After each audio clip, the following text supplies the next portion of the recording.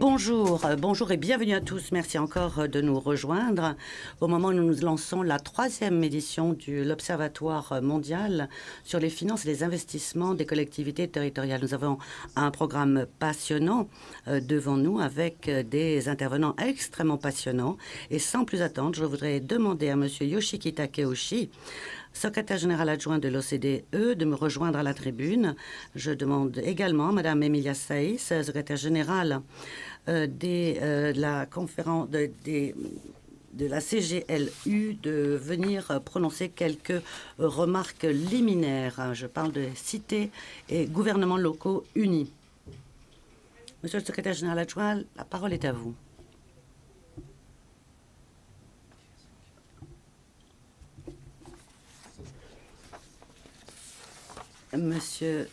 Madame la secrétaire générale, Excellences, chers invités, c'est un grand plaisir pour moi d'ouvrir cette conférence et de lancer la 3e édition de l'Observatoire mondial sur les finances et les investissements des collectivités territoriales.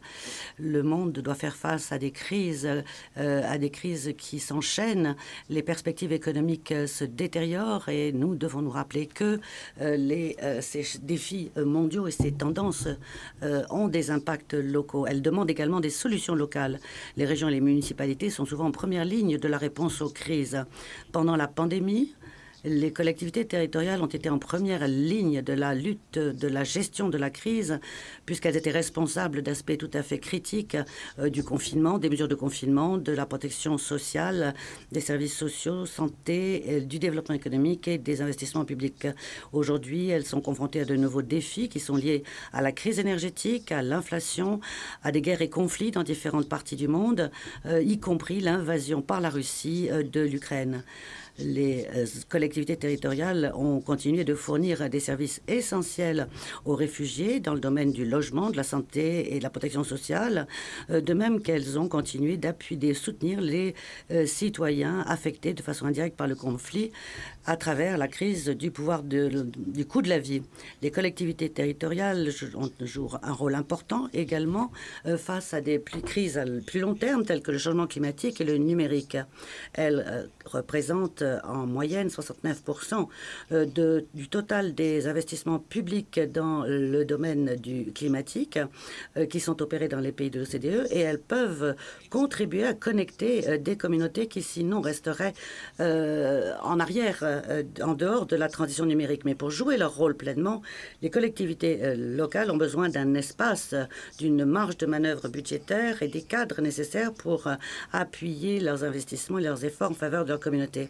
L'Observatoire mondial appuie les décideurs politiques en proposant des données concrètes permettant de suivre les efforts réalisés et les outils utilisés pour les mettre en œuvre.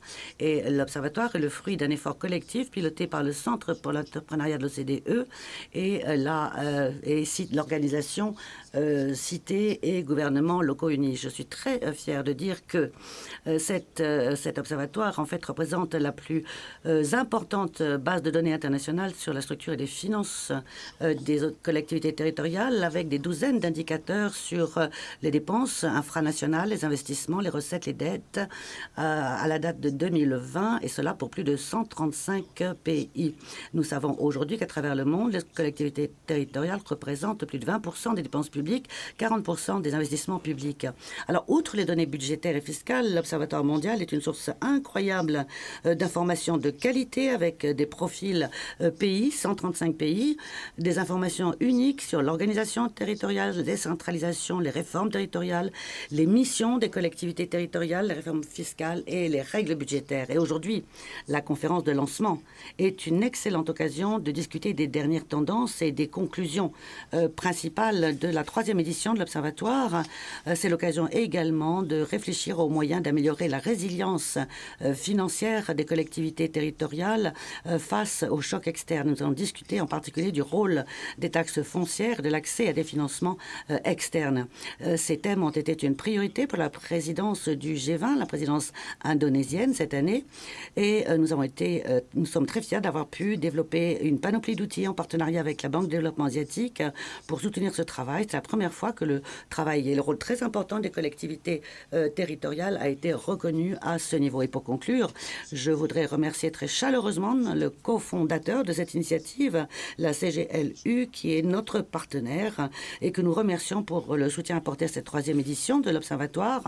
Nous remercions également les autres partenaires, la Banque de développement asiatique, l'Agence de développement française, la Banque de développement du Conseil de l'Europe, le réseau DELOG, le Fonds pour le développement des Nations Unies, UNCDF, l'Agence allemande pour la coopération internationale et le ministère français des Affaires européennes et étrangères. Et nous remercions également toutes les délégations de l'OCDE, tous les membres du Comité des politiques pour le développement régional, ainsi que tous les experts représentants des pays, associations, de collectivités territoriales et institutions qui nous aident à collecter et analyser cet énorme corpus de nouvelles données et de connaissances sur les gouvernances et la finance à pluriniveau. Et nous continuerons notre travail de collecte, d'analyse et de développement de réseau. Je vous souhaite à tous des échanges très fructueux aujourd'hui. Je vous remercie de votre attention. Merci. Je vais maintenant donner la parole à Emilia Saiz, secrétaire générale de la CGLU. Merci beaucoup. Quel plaisir d'être ici parmi vous. Merci de nous accueillir ici au siège de l'OCDE. C'est un très grand plaisir pour nous de pouvoir vous retrouver. Je vois mon amie Lamia qui me disait première fois que nous nous voyons depuis 5 ans. Effectivement, une longue période s'est écoulée depuis notre dernière rencontre. Mais nous avons continué de travailler, nous avons continué de collecter des informations, nous avons continué d'utiliser, d'analyser les informations que nous disposons et nous avons comparé ces informations. En fait, c'est le rôle de l'Observatoire. Il ne s'agit pas uniquement de collecter des données brutes, il s'agit de réfléchir à la façon dont nous interprétons ces données et également les modalités d'utilisation de ces données qui sont très importantes au niveau des collectivités territoriales, mais également au niveau des autorités nationales et des institutions internationales pour mieux analyser la situation actuelle. Alors, où en sommes-nous? Eh bien, la période actuelle est très, très difficile. Nous vivons des moments très difficiles et qui n'avaient pas été anticipés pour de très nombreuses raisons différentes, d'ailleurs. Le secrétaire général adjoint l'a dit, nous traversons actuellement des chocs et des crises très différentes. Des chocs et des crises qui vont nous demander de réfléchir et d'agir différemment aujourd'hui. Ce que nous allons faire en concertation avec les citoyens, mais également sur les bases d'un dialogue avec les différents niveaux de gouvernement. Une conclusion les plus importantes du rapport de cette édition, qui sera présentée par Lamia tout à l'heure, une des leçons clés est que quel que soit votre politique, quel que soit votre degré de démocratie, quelle que soit l'efficacité de votre politique, en fait, nous avons un problème de financement, d'accès au financement et également, notamment pour garantir les services publics au niveau local. Nous savons que ces services sont insuffisamment financés. Elles sont sous-financées. Point final. C'est ce que nous savons. Cela s'est vérifié, en particulier pendant toute la pandémie. Tous les secteurs des gouvernements, de l'action publique se sont rendus compte que les collectivités locales étaient au premier plan de la Lune. C'était eux qui devaient fournir le soutien nécessaire, les services, les personnels de santé, les personnels des communautés, des collectivités, ce qui ont permis aux services d'enlèvement des déchets, d'alimentation en eau. Tous ces services ont continué d'être efficaces et ils dépendent bien évidemment, ils sont financés par les collectivités territoriales, les collectivités qui ont dû inventer de nouvelles politiques et mobiliser de nouvelles ressources, identifier des sources nouvelles de financement. Nous sommes aperçus que la décentralisation, en fait, faisait marche arrière, si l'on peut dire, que l'on revenait à une certaine décentralisation et nous avons constaté que les collectivités territoriales n'étaient pas toujours en mesure de renforcer leurs recettes fiscales et donc d'assurer le service que les citoyens attendent. Parce que nous parlons bien des citoyens. Alors, la situation, le tableau est assez sombre, mais néanmoins, nous avons également des lueurs d'espoir parce que c'est dans les villes, dans les communes, dans les régions que la créativité s'est toujours épanouie. Les talents qui ont permis de donner une forme, de façonner nos villes, nos rues, nos sociétés. Et je crois qu'il est très important de toujours se rappeler qu'il y a un lien entre le consentement de ceux qui sont gouvernés et la légitimité et la force des autorités, du gouvernement. Et je le rappelle ici, parce que les financements que nous souhaitons développer, promouvoir, nous souhaitons effectivement le faire pour garantir les services publics à l'échelle locale, eh bien, ces financements n'auraient pas de sens s'il ne s'accompagnait pas de liberté, d'autonomisation, de responsabilisation des citoyens et d'une démocratie forte, solide. Or, la démocratie se trouve à un carrefour. C'est ce qu'on montre cette troisième édition. Nous vivons il est absolument crucial de réaffirmer les fondements sur lesquels doivent s'appuyer l'action publique à tous les niveaux. Comment nous devons réfléchir aux mécanismes qui nous y aideront. Et un certain nombre d'éléments devront être mis en place. Gouverner en temps de crise, qui va être le cas encore des années qui viennent, malheureusement ne sera pas possible si nous ne transformons pas l'architecture de l'action publique à tous les niveaux. Nous avons vu tous les systèmes faillir, aussi bien les systèmes centralisés que les systèmes décentralisés. Les premiers parce que, en raison d'un manque de coordination, ils auraient peut-être pu gagner en efficacité, mais toujours difficile de savoir qui prenait la décision. Eh bien, cela devra changer. Nous devons gouverner en partenariat, donc une meilleure coordination. Et dans les États centralisés, nous avons observé également un problème d'efficacité. Les États pouvaient peut-être mettre en place certains services ou certains équipements. Malheureusement, les avantages n'étaient pas toujours au rendez-vous. Donc, ce que nous devons faire, ce que nous voulons faire aujourd'hui, c'est disposer et mettre à disposition l'information qui nous permettra de poser un diagnostic et ensuite de développer les outils que nous devons développer pour ce dialogue à tous les niveaux des pouvoirs publics. Gouverner face à une situation d'urgence, les nouveaux modèles que nous devons développer et le type d'investissement que nous devons faire dans les services publics, dépenses publiques et investissements publics. C'est la raison d'être de l'Observatoire et c'est la raison pour laquelle nous attachons une telle importance, un tel prix à notre partenariat, nos partenariats. Et je remercie tous les partenaires qui nous ont permis ainsi de couvrir 135 pays.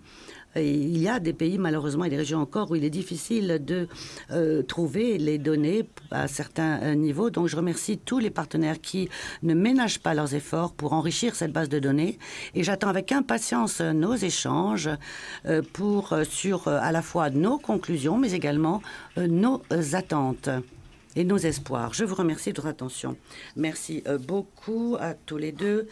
Monsieur le secrétaire général adjoint et Madame la secrétaire générale, je crois que sans plus tarder, nous allons pouvoir passer à la séance d'ouverture pour parler des temps forts ou des faits saillants de l'Observatoire mondial. Et j'ai le plaisir de donner la parole à Lamia Kamal Chaoui, de l'appeler à la tribune pour prononcer son discours d'introduction. Madame Lamia Kamal Chaoui, directeur du Centre pour l'entrepreneuriat, les PME, les régions et les villes de l'OCDE. Merci. Merci, bonjour et merci et bonjour à tous. Monsieur le secrétaire général adjoint, merci de nous honorer de votre présence. Madame la secrétaire générale, chers invités, messieurs, mesdames les invités, je crois que nous nous réunissons pour la première fois depuis 5 ans 5 ans. Dorothée m'a dit qu'il y avait plus de 150 personnes suivant cette conférence sur Zoom. Nous retransmettons cette conférence en direct sur YouTube. Donc, encore une fois, nous sommes très heureux de vous retrouver pour le lancement de cette 3e édition de l'Observatoire mondial sur les finances et les investissements des collectivités territoriales SNG, WOFI. Lorsque je dis WOFI, je dois toujours rappeler que ce n'est pas le nom d'un chien, mais que c'est le nom d'un outil extrêmement important. Et comme l'a dit la secrétaire générale adjointe, nous savons que la combinaison de méga-tendances et de chocs exerce des pressions très graves sur les économies.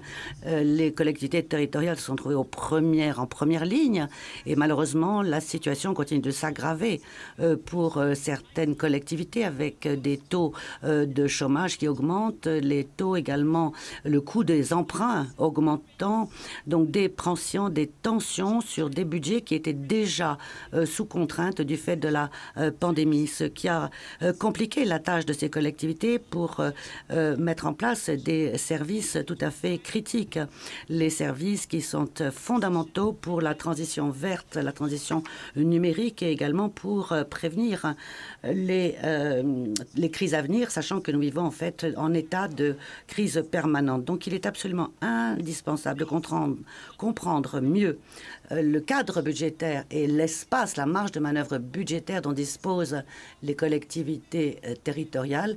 Et c'est la raison d'être du WOFI, un outil formidable qui a pour vocation de contribuer à relever tous les défis auxquels sont confrontées les collectivités territoriales. Tout d'abord, je voudrais vous dire qui nous sommes. WOFI, beaucoup le connaissent, mais je voudrais vous préciser qui nous sommes, à l'intention de ceux qui le connaissent moins. En fait, nous avons uni nos efforts avec la CGLU pour travailler sur les collectivités territoriales, OCDE et CGLU. Vous voyez, vu le nombre de pays que nous sommes en mesure de couvrir aujourd'hui, nous devons être très reconnaissants, en particulier à Amelia. C'est grâce à la CGLU que nous pouvons toucher tant de pays. Aujourd'hui, nous pouvons dire que cet observatoire a été créé en 2016 et je veux dire qu'il s'organise autour de 3 piliers aujourd'hui. C'est la première base de données internationale qui fournit des données fiables avec un accès transparent aux données concernant la structure et les financements et les investissements des collectivités territoriales avec un outil d'interaction en ligne qui permet d'établir des comparaisons directes. Je vous invite à utiliser cet outil. Vous verrez la quantité, le corpus de données auquel vous avez accès, c'est tout à fait impressionnant. Alors, l'autre élément très important de l'Observatoire, c'est ce que nous appelons les profils pays. 135 pays, en l'occurrence, avec des données sur leur organisation territoriale, sur leur cadre institutionnel, la taille des municipalités et des communes, les réformes institutionnelles, les fusions ou les regroupements de communes, la participation, la coopération, les fusions de communes. Ce sont des profils extrêmement exhaustifs. Je vous invite instamment à les consulter. Et puis enfin, troisième pilier, le rapport de synthèse. Où est-il? Il y en a de nombreux exemplaires dans le fond de la salle. Vous pouvez en prendre une. Nous produisons périodiquement un rapport qui fait la synthèse de toutes les informations recueillies pour identifier les problèmes communs que nous rencontrons au niveau des finances, concernant les finances territoriales. Et tous ces outils, en fait, sont des moyens d'appuyer, de soutenir le dialogue international. C'est effectivement ce que nous faisons. Il s'agit de faciliter la prise de décision dans le domaine budgétaire et de favoriser également le développement des capacités, un besoin qui se fait fortement ressentir dans de nombreuses régions du monde. Dans de très nombreuses villes et régions, ce rapport permet de mieux suivre ce qui est fait par les pays, également par les collectivités territoriales, au service des objectifs de développement durable et d'autres agendas du développement. Et ce que nous pouvons dire aujourd'hui avec fierté, c'est que le WOFI est devenu pleinement mondial. Nous avons un nombre croissant de pays de la région Asie-Pacifique, Afrique, Moyenne, Proche-Orient et Asie de l'Ouest. Et aujourd'hui, le rapport couvre 90% de la superficie terrestre mondiale, 93% de la population mondiale, 94% du PIB mondial. Nous avons des données qui concernent plus de 664 000 collectivités territoriales à travers le monde. Et comme le montre ce diagramme, bien évidemment, ces pays, les pays en question, ont des organisations territoriales tout à fait différentes. Nous avons 38 pays centralisés. Je parle par exemple notamment l'Islande et Israël. Nous avons ensuite 61 pays dits à deux niveaux, dont 47 sont des pays dits unitaires. C'est le cas de la Corée, du Pérou. Nous avons l'Australie et le Mexique également, qui sont des États fédéraux pour leur part. Et puis enfin, nous avons 36 pays à trois niveaux, dont 28 sont des pays unitaires. Il s'agit de la France et de l'Égypte. 8 sont des États fédéraux, Brésil et l'Allemagne, je le rappelle, parce qu'il est très important dans nos comparaisons de tenir compte des cadres institutionnels. Et vous voyez cette disparité, cette diversité. Alors, nos principaux résultats. Tout d'abord, les données collectées nous montrent que les collectivités territoriales restent des acteurs très importants en matière de dépenses publiques. Les dépenses publiques en 2020, par exemple, ont représenté 21% des dépenses publiques totales et 8,3% du PIB en moyenne pour tous les pays pour lesquels nous possédions des données, en l'occurrence 122 pays, donc nous pouvons nous en féliciter. Merci Dorothée, merci à toute l'équipe. En termes de volume, cela est un petit peu plus que l'édition de 2016. Nous notons une légère augmentation, mais du fait de la pandémie, eh bien, les dépenses se sont accrues au niveau du gouvernement central, d'où un léger recul des dépenses territoriales. Et puis, encore une fois, nous retrouvons des disparités importantes d'un pays à l'autre. Comme vous le voyez ici, dans de nombreux pays en développement, les dépenses nationales représentent moins de 5% des dépenses publiques, mais il y a des pays comme le Canada, mais aussi le Danemark, par exemple, où elles représentent plus de 60% des dépenses publiques. Donc, encore une fois, une très, très grande diversité. Et de façon générale, nous apercevons que les dépenses infranationales représentent plus de 40% des dépenses publiques, moins de 20% dans les pays dits unitaires. Nous constatons également que les pays à haut revenu tendent à avoir une part plus importante des dépenses territoriales que les pays à faible revenu, ce qui est relativement facile à comprendre. On peut comprendre les déterminants de cet état de choses. Et sur cette diapo, vous voyez le rôle essentiel joué par les collectivités territoriales pour délivrer les services dont nous dépendons tous, et qu'Emilia a passé en revue, des services dont nous dépendons tous. 20% de dépenses publiques consacrées à l'éducation, 16% aux affaires économiques, y compris les transports, 11% à la protection sociale, 10% à la santé, 8% au logement et aux équipements collectifs. Donc, dans le cas d'un mandat sans financement, eh bien, vous voyez quel est le sort réservé aux citoyens. Autre chiffre très important, les opérations courantes qui représentent 77% en moyenne des dépenses territoriales. Les dépenses d'investissement représentant moins d'un quart des dépenses, ce qui m'amène à ma remarque suivante, qui concerne cette fois les investissements. Ce que le WOFI nous dit également, c'est que les gouvernements, les collectivités territoriales sont absolument indispensables et doivent investir. Elles ont représenté en 2020 près de 40% des investissements publics totaux dans le monde, 55% pour les pays de l'OCDE, et bien évidemment avec de grandes disparités entre les pays. Dans 14 pays, nous avons constaté que les collectivités territoriales représentaient plus de 65% d'investissements publics. C'est le cas en particulier de l'Espagne, de l'Argentine et du Canada. Mais certains investissements territoriaux sont très faibles dans certaines régions du monde. C'est le cas en particulier en Afrique, où elles ne représentent que 24% du total des investissements publics. Je dis seulement, mais naturellement, les dépenses au niveau des investissements restent importants. Alors, quelques mots maintenant sur l'impact de la pandémie de Covid sur les finances territoriales. Il y a toute une section dédiée à cette question. Dans notre rapport, nous avons voulu voir comment les pays avaient réagi. Comme je l'ai dit déjà, les collectivités territoriales se sont trouvées en première ligne avec une forte tension sur les dépenses, des pressions au moment même où les impôts, les droits d'utilisation, eux, reculaient de façon importante. Et vous le voyez là, entre 2019 et 2020, les dépenses, elles, ont augmenté de 2,6% en moyenne, tandis que les impôts et les droits et redevances, eux, reculaient de plus de 10%. Donc un effet très significatif. Nous avons de très nombreux exemples de villes qui ont souffert pendant cette période d'une perte donc de droits d'utilisation et de redevances liées à la fermeture d'équipements publics comme musées, piscines, etc.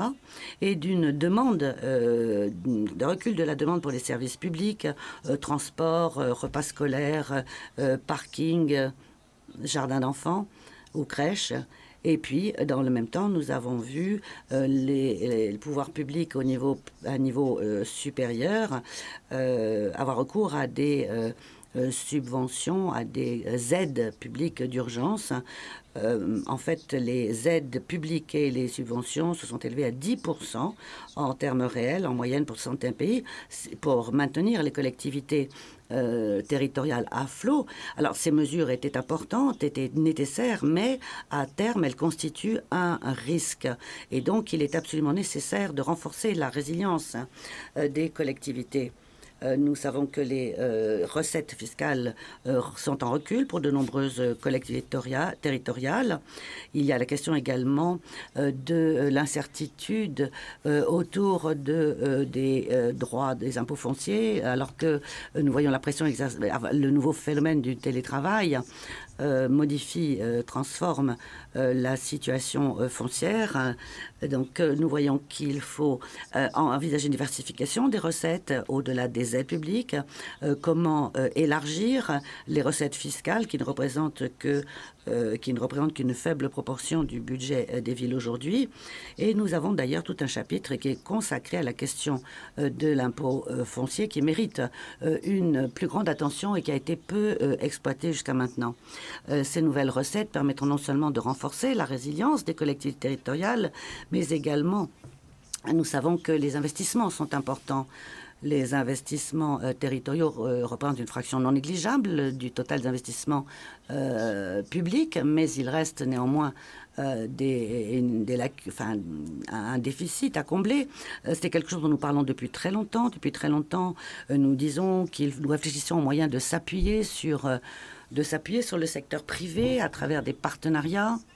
Et aujourd'hui, ce que nous montrons dans ce rapport, c'est la souplesse que peuvent offrir certains dispositifs de checks and balances, de contrôle, et pour encadrer les rapports entre le secteur public et le secteur privé. Et cela est un élément très important de la nouvelle panoplie d'outils qui a été créée qui a été mise au point pour le G20, pardon, qui vient d'être validé par les banques centrales il y a de cela, je crois, une dizaine de jours.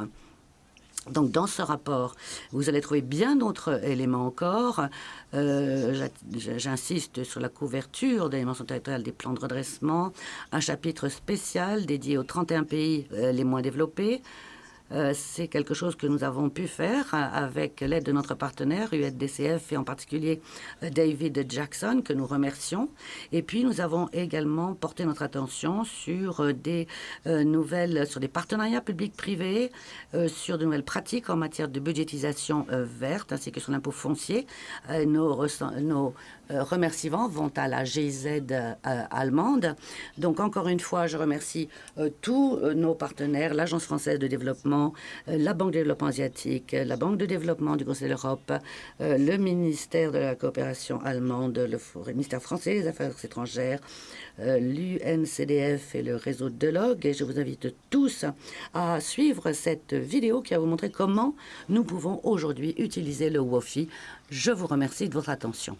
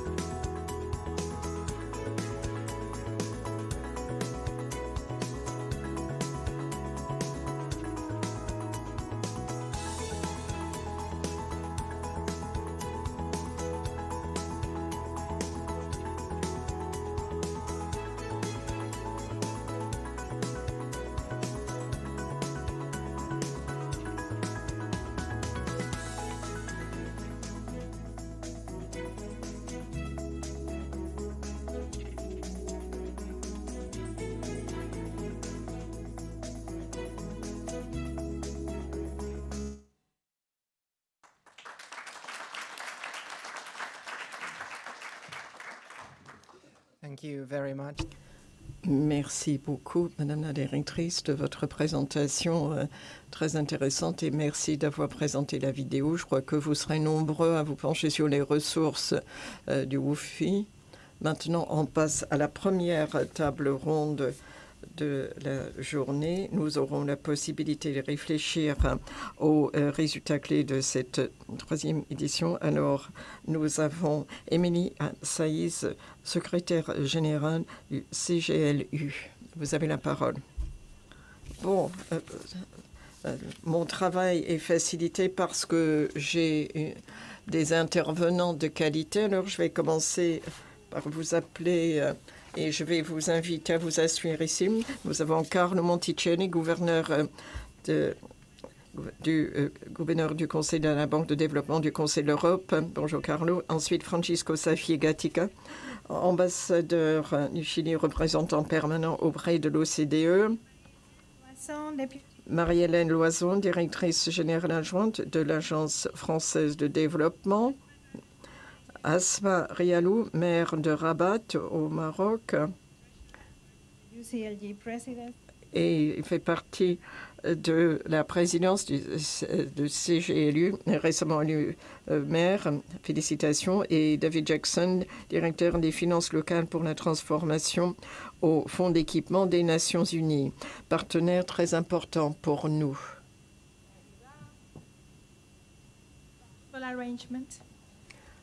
Quelques petits changements d'ordre pratique. Alors, voici les intervenants de notre table ronde. Vous voyez que nous avons une diversité de partenaires. Ils vont nous donner leur première réaction aux résultats qui viennent d'être présentés par Lamia. Comme Lamia nous l'a dit, l'observatoire est immense, les données également sont vastes. Alors, ce qu'elle nous a donné, c'est vraiment une petite introduction à la troisième édition.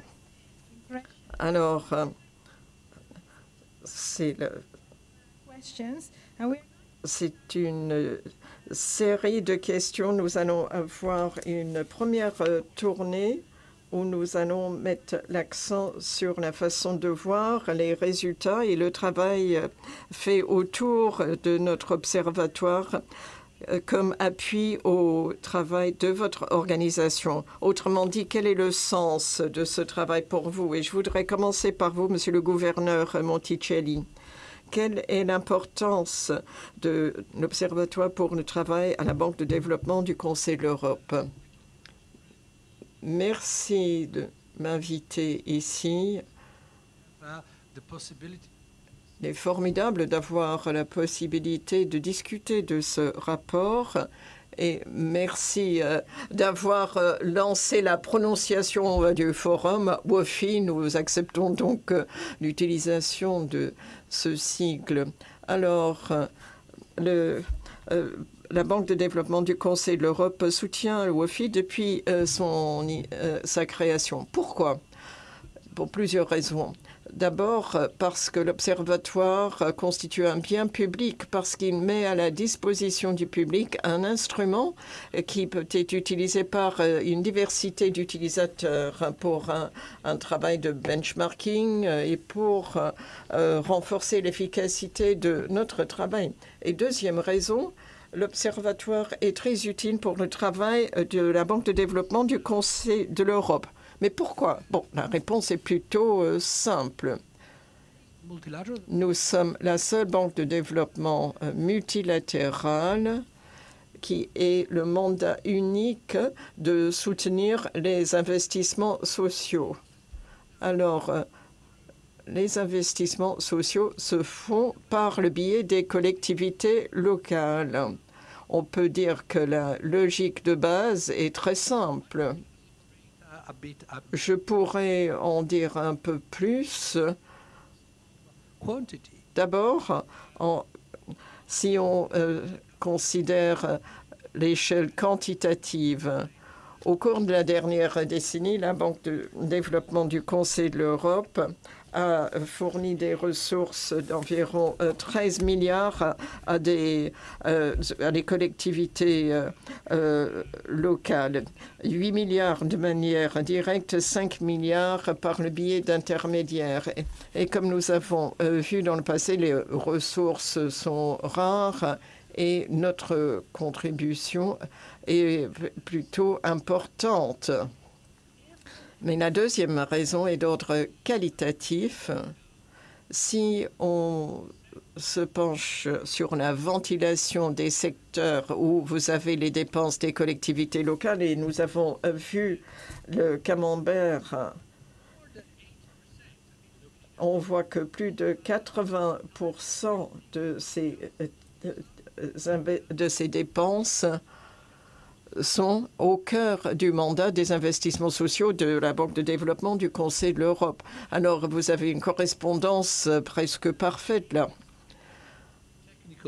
Et dans le dernier document technique que nous avons publié sur les communautés qui passent des vulnérabilités vers la résilience, le contexte présenté par le WOFI pour les données et les analyses était d'une importance primordiale pour ce rapport que nous avons fait. En résumé, nous sommes ravis d'être partenaires ici. Cet exercice est utile à de nombreux acteurs, de très nombreux acteurs. Nous en sommes un acteur à plusieurs niveaux, comme on le voit dans les recherches ou la recherche que nous venons de publier récemment et bien sûr dans notre travail au quotidien. Merci beaucoup, Monsieur le Gouverneur. Il est encourageant de voir à quel point votre banque peut exploiter ces données. Et il est intéressant de parler de cette question de l'investissement social parce que dans les résultats de nos analyses, nous avons vu que les collectivités locales ou régionales exploitent leur financement pour justement des raisons sociales, parce qu'il y a ces responsabilités, il y a la compétence de l'éducation, parfois c'est pour la santé au niveau régional, mais évidemment, vous avez les services sociaux aussi. Alors pour le deuxième tour de questions, nous en parlerons un peu plus. Je voudrais maintenant donner la parole à Monsieur l'ambassadeur Safi Gatika du Chili. Le Chili passe par des réformes très importantes. Il y a la décentralisation, par exemple, et je viens de faire une réunion avec la nouvelle association des gouverneurs du Chili. Et un des premiers points de leur programme, c'est le financement. Alors, je ne voudrais pas vous mettre dans une situation délicate, ce sera pour plus tard, mais je voulais vous demander votre réaction à notre travail. Vous faites partie du comité de pilotage. Alors, à votre point de vue, quelle est la valeur de notre travail? Et n'oublions pas que la contribution des pays membres de l'OCDE compte pour beaucoup dans notre travail. Et bien sûr, nous avons les contributions de nos membres des gouvernements locaux et régionaux, des administrations, des collectivités.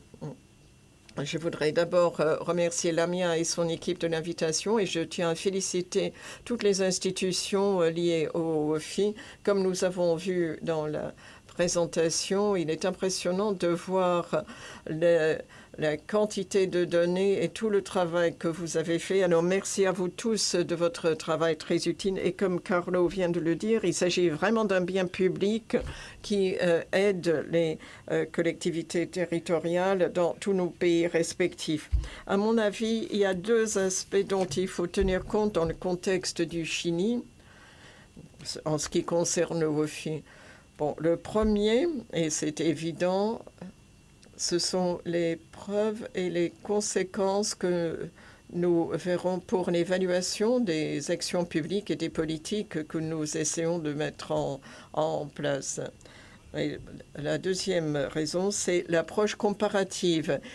il est toujours utile de se comparer aux autres pays lorsqu'on fait un travail de benchmarking, et le WOFI nous fournit des informations sur des systèmes différents, sur des systèmes institutionnels différents, et nous donne des chiffres sur le fonctionnement de ces systèmes, ce qui est très utile pour les pays qui cherchent à effectuer des changements et qui veulent se voir par rapport à d'autres pays pour faire des améliorations. Alors pour le Chili, ces deux éléments sont d'une grande valeur.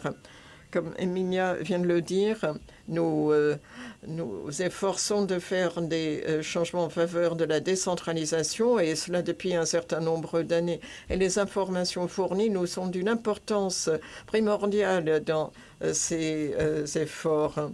Nous voyons ainsi la façon d'avancer, et j'espère que vous aurez des questions concernant les changements que vous avez vus, du moins pour le Chili. Merci, Monsieur l'ambassadeur. Nous allons le faire, et notamment pour le deuxième tour de questions, parce que nous verrons la possibilité des collectivités territoriales dans des pays tels que le vôtre de collecter leurs propres ressources, que ce soit par les taxes et les impôts, etc. Maintenant, je voudrais passer du niveau national au niveau local, et je voudrais passer au maire de Rabat. Je viens de dire que la maire de Rabat vient d'être élue par environ 4000 membres ou d'élus de collectivités territoriales. Et je voudrais commencer par votre perspective. Comment est-ce que notre travail au niveau de l'Observatoire peut aider les discussions que vous avez avec d'autres administrations et tout notre travail de plaidoyer? Vous avez la parole, Madame la maire. Donc, je suis particulièrement honorée de prendre part aujourd'hui avec vous dans cette scène internationale qui aborde avec pertinence la gestion des gouvernements locaux.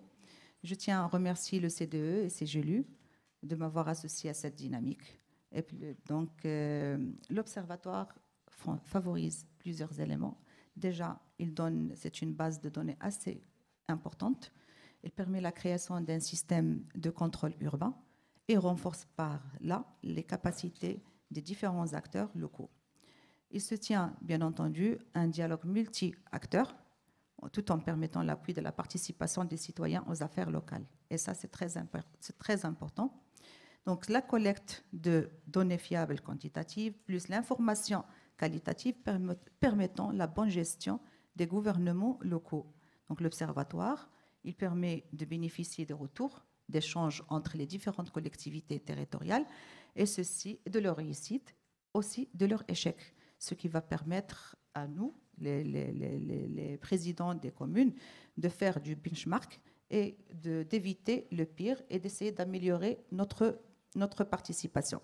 Donc, s'agissant du rôle de l'Observatoire par rapport aux EDD, donc, il permet également l'accélération de la mise en œuvre des rapports mondiaux. En l'occurrence, le programme onusien de développement durable, le nouvel agenda urbain, l'agenda africain 2063 et l'accord de Paris pour les changements climatiques. Donc, je pense que l'ensemble de ces rapports permet la création de la valeur et de la richesse, et c'est susceptible, bien entendu, d'assurer l'équité et un nouveau modèle de développement inclusif et résilient. Mais il faut dire, Madame Émilie, pour ça,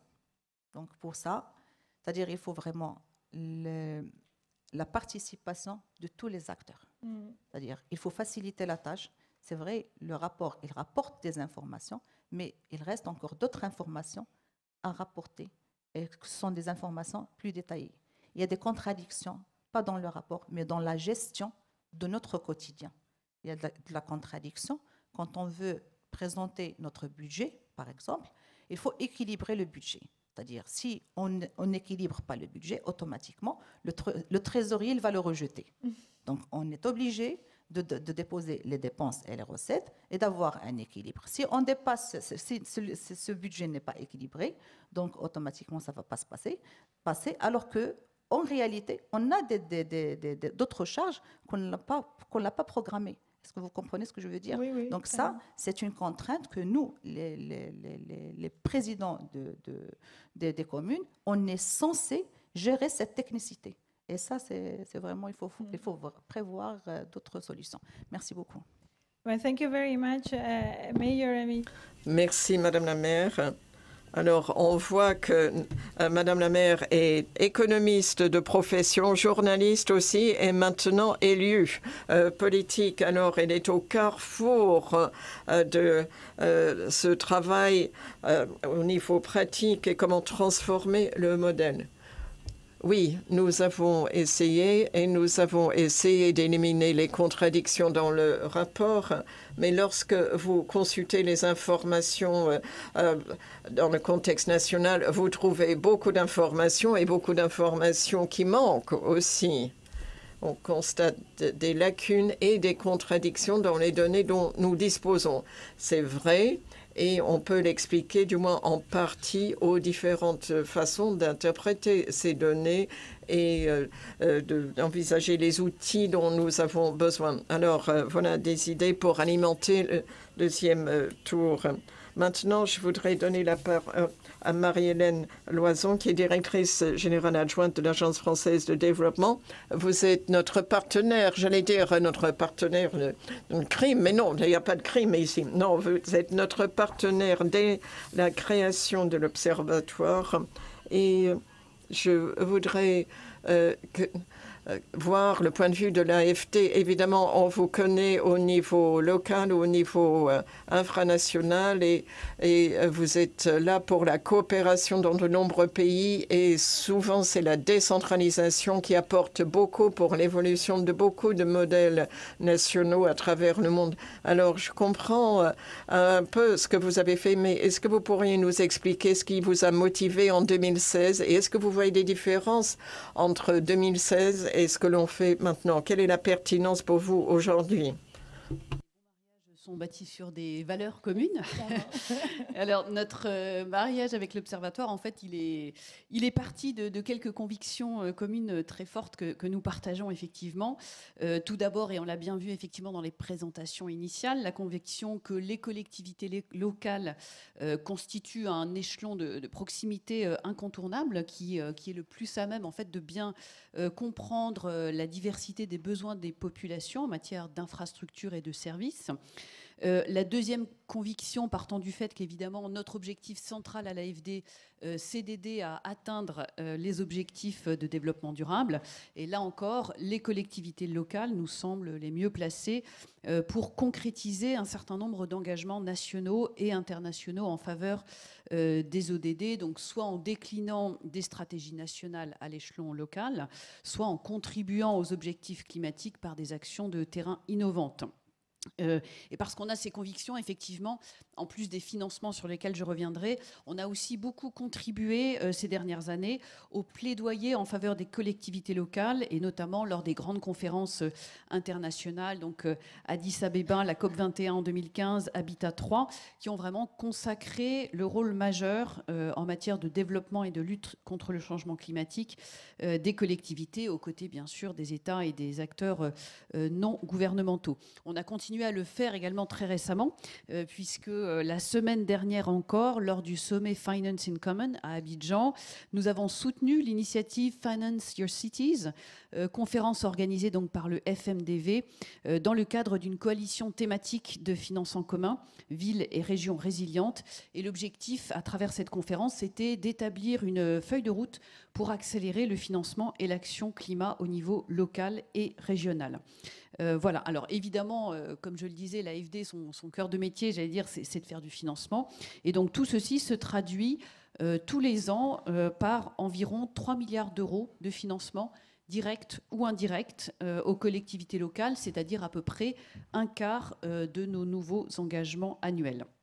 Dans le cadre de cette activité, du coup, l'Observatoire, évidemment, pour nous, c'est un outil essentiel qui nous permet d'orienter nos activités d'appui aux collectivités locales par la collecte, donc à la fois de données très quantitatives, mais également qualitatives, comme on l'a vu, sur la façon dont les différents pays sont organisés dans leurs différents niveaux de gouvernance. Et ça nous permet donc de bien alimenter notre connaissance des cadres de la décentralisation dans nos pays d'intervention, puisque on cherche donc à adapter nos financements et nos actions aux contextes locaux et donc au degré de maturité assez différent dans les processus de décentralisation et dans les capacités financières et d'ingénierie des collectivités locales. De ce fait, on a développé une palette d'instruments assez variés. Je vais juste vous donner quelques exemples.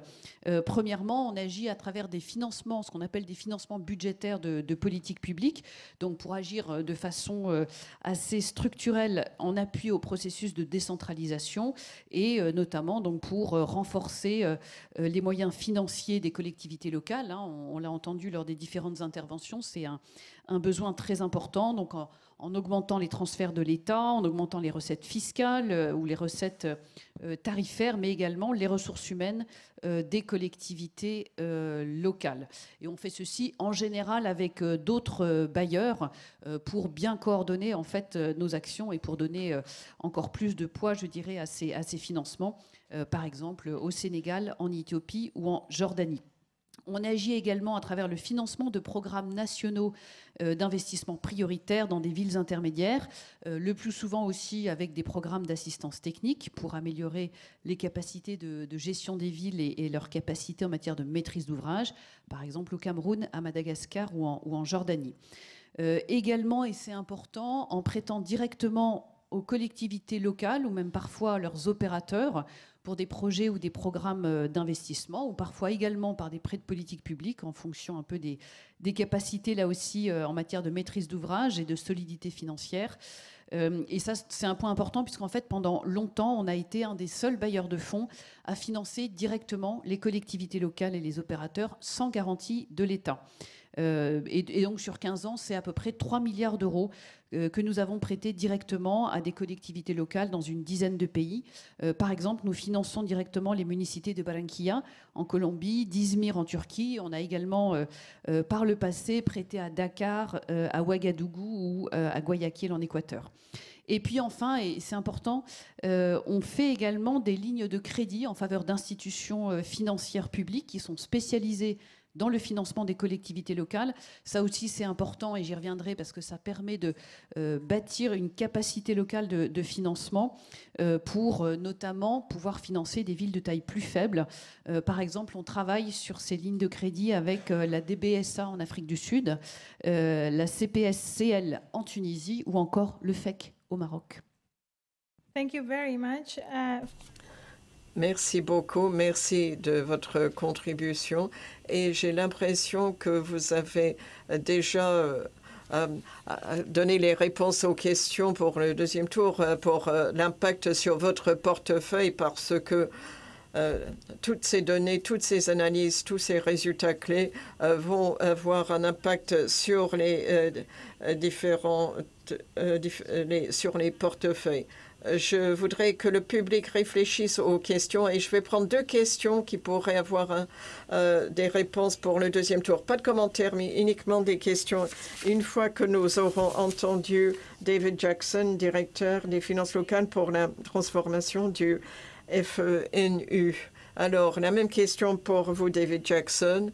Pourquoi avez-vous rejoint cette initiative? Est-ce que je peux juste moduler un peu la question? Que devrions-nous promouvoir? Qu'est-ce que votre adhésion à ce travail peut apporter? On a entendu, par exemple, que les agences de développement comprennent l'importance des villes intermédiaires. Il a fallu du temps pour convaincre les différents acteurs de l'importance des villes intermédiaires.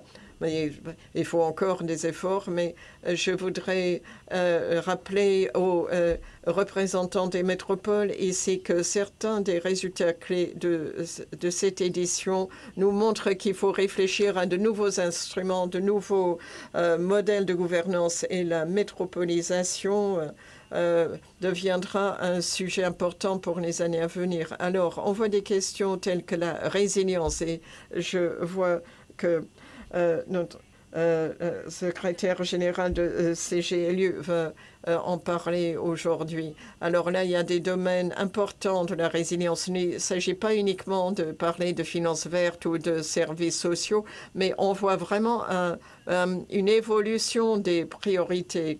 Alors, du point de vue du Fonds d'équipement des Nations Unies, pourquoi est-ce qu'il faudrait vous avoir comme partenaire et pourquoi est-ce que les données fiables vous intéressent?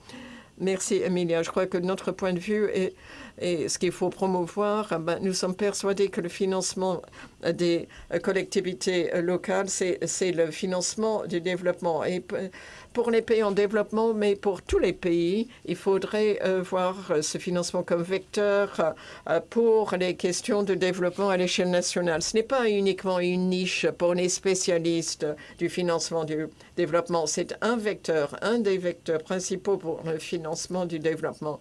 Et nous voudrions que le CEDAC, par exemple, le DAC de l'OCDE adopte cette approche. Et c'est important de vous entendre là parce que vous faites partie des agences qui défendent cette approche. Alors moi, je vois 4 points clés. Alors, vous avez parlé d'investissement public, on l'a vu, et on y reviendra avec quelques exemples spécifiques pour le deuxième tour. Mais parfois, la meilleure façon d'avoir des investissements publics, c'est d'agir de cette manière-là. Bon, il faut voir également la prestation de services et également la réponse aux crises. Et nous l'avons vu avec la crise de la pandémie. Alors, on voit qu'une réponse localisée est le seul moyen de gérer une réponse à une situation de crise. Et enfin, l'adaptation au changement climatique. Alors, l'adaptation au climat est de nature locale. Vous avez le mandat des collectivités territoriales, que ce soit pour l'eau, pour la planification, pour l'assainissement, pour tout. Alors, l'adaptation au climat doit se passer par le financement à l'échelle locale. Mais l'adaptation au climat est mise en place par les ministères de l'Environnement, qui sont des autorités réglementaires. Alors, on a parlé d'urbanisation, on a parlé des liens entre les zones rurales et les zones urbaines, mais il faut voir pour tous ces points que les données jouent une importance primordiale. Alors, dans les pays en développement où nous sommes actifs, c'est un exercice de renforcement des capacités. Bon, vous avez parlé d'incohérence, certes, il y en a, mais pour être impliqué, si vous êtes en Ouganda ou au Sénégal, si vous êtes là, si vous participez à la collecte de données du WOFI, c'est très important parce que vous vous voyez par rapport aux autres et vous renforcez votre crédibilité, vous vous sentez membre de l'univers plus vaste et vous voyez les progrès qu'il faut réaliser. Vous voyez la voie à suivre à l'avenir. Alors, je suis tout à fait d'accord avec vous, Emilia. Ce rapport doit être vu comme véhicule. Comment modifier la façon dont on met en place les politiques nationales de développement et comment canaliser ces financements en faveur du développement. Alors, merci beaucoup. Alors, nous parlons tous des éléments clés des nouveaux programmes de l'année prochaine, des nouveaux programmes à l'échelle mondiale. Alors, il y aura le grand sommet des ODD. Nous ne sommes pas en phase de réaliser les ODD. Il faut réfléchir à ce qu'on peut faire. Et nous aurons dans quelques semaines la COP. Alors, nous savons il y aura une journée consacrée aux collectivités territoriales pour la première fois et nous aurons la possibilité de réunir les ministères des collectivités territoriales dans le cadre de la COP. Alors là, on a une perspective complètement différente. Lorsqu'on voit certains des défis auxquels nous sommes confrontés avec le rôle et les responsabilités au niveau des collectivités territoriales, parfois ces défis défendent du fait que nous n'avons pas le bon interlocuteur, nous n'avons pas les bonnes données. Alors, il faut vraiment réfléchir à cette question. Alors, je vous ai dit que j'accepterai 2 questions qui pourraient alimenter ce deuxième tour de questions. Alors, je ne vois pas de main levée. Bon, vous êtes un peu timide, alors il n'y a personne qui lève la main. Alors, je passe directement à Monsieur le gouverneur de la Banque de développement du Conseil de l'Europe, Carlo Monticini. Mais c'est pire. Alors, Monsieur le gouverneur, que pensez-vous, après avoir entendu ce qu'a dit Lamia et après vos lectures, est-ce que vous avez été frappé par quelques résultats? Qu'est-ce qui vous a étonné? Eh bien, ce qui est plutôt étonnant, c'est que on voit qu'il y a un sous-financement des collectivités locales, des collectivités territoriales, qui est toujours, ce financement est toujours en défaut. Et on le voit à l'échelle mondiale, ce qui est plutôt étonnant. Parce qu'il y a un consensus de plus en plus important selon lequel les populations locales, les municipalités locales sont vraiment là sur la ligne de front de toutes les crises, que ce soit la Covid ou le changement climatique. Mais lorsqu'il s'agit de trouver les financements, on ne les a pas pour les collectivités territoriales. Alors, nous avons cette schizophrénie, pour ainsi dire. Alors, on dit, voici les acteurs clés qui vont trouver les solutions aux problèmes, qui abordent les problèmes très rapidement et plus rapidement que les autres. Et je dirais un peu plus tard au sujet de cette rapidité de la réaction. Mais en même temps, il n'y a pas le financement au bénéfice de ces acteurs territoriaux, où il n'y en a pas assez. Alors, je crois que là, on voit qu'il y a des questions très intéressantes pour l'économie politique, parce que les ressources des collectivités territoriales viennent du droit d'imposer des taxes qui est au niveau national, ce qui s'applique également aux États fédéraux. Donc, pourquoi cette question d'économie politique doit être abordée? C'est une question difficile, mais il faut l'aborder parce que nous, en tant que citoyens mondiaux, voulons aborder ces questions. Et cette crise, donc pour ce faire, il faudra trouver des recettes adaptées aux systèmes locaux.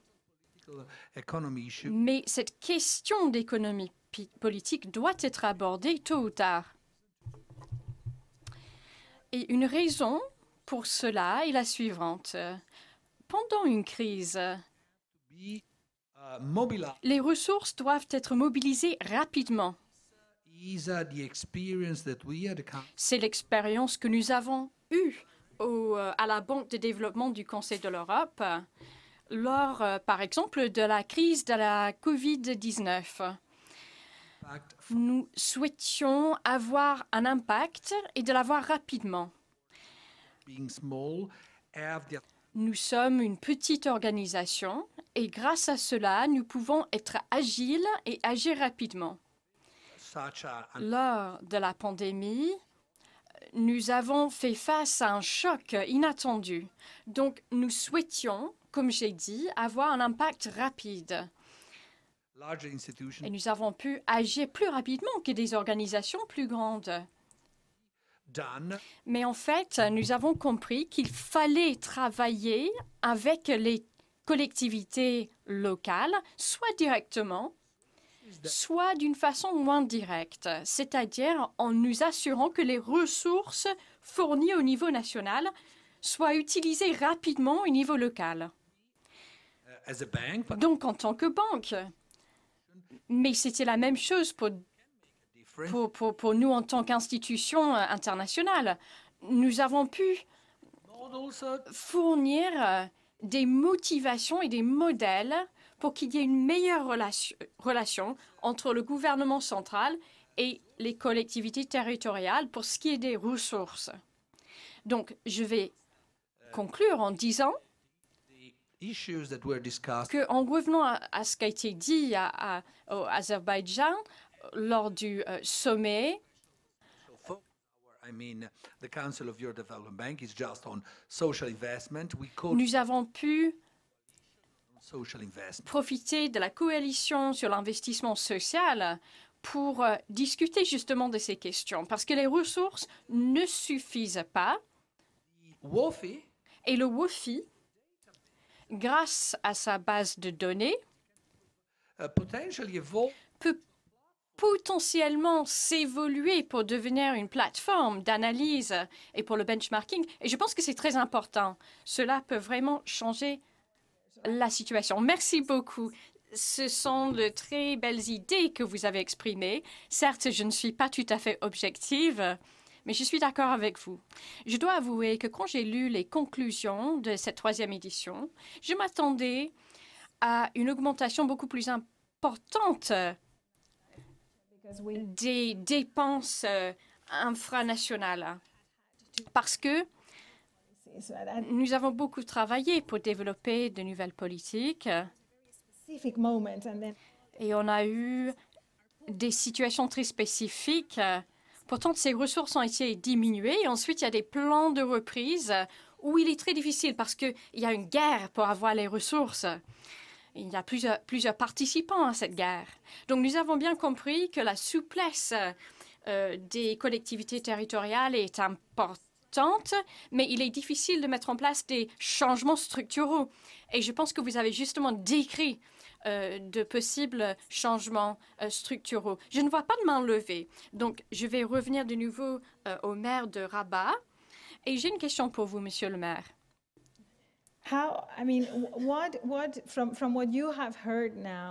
Vous avez entendu les autres intervenants. Pour vous, qu'est-ce qui est frappant? Qu'est-ce qui vous semble être le plus pertinent parmi ces recommandations? Et comment tout cela est lié à la situation au Maroc? Vous avez la parole, monsieur. Merci, madame. Oh, madame, pardon. Merci beaucoup, madame. Il n'est pas mesurable. Ça, c'est le principe de base.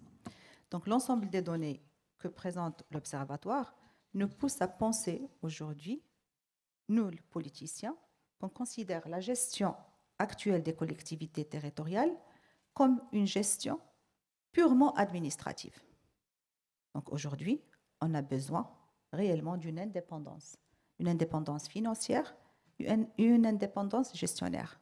Donc, on doit partir de l'idée que ces collectivités territoriales doivent être comme une filiale d'une société mère qui est l'État central, dont l'objectif, c'est d'augmenter les recettes, diminuer les dépenses, emprunter pour investir, quitte à se rendetter pour participer au développement de notre pays.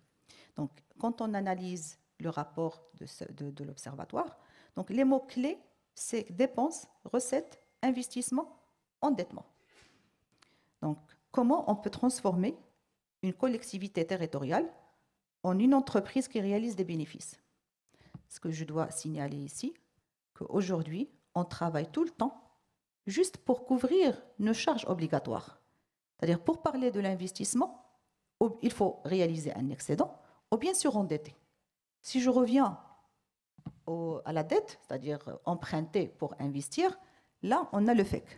C'est le seul organisme financier qu'on a au Maroc, mais malheureusement, le taux d'intérêt est assez élevé.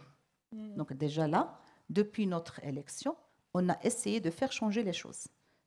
Le comment, sur le plan des collectivités territoriales, qu'est-ce qu'on a fait? Et ça, je vous parle vraiment du concret.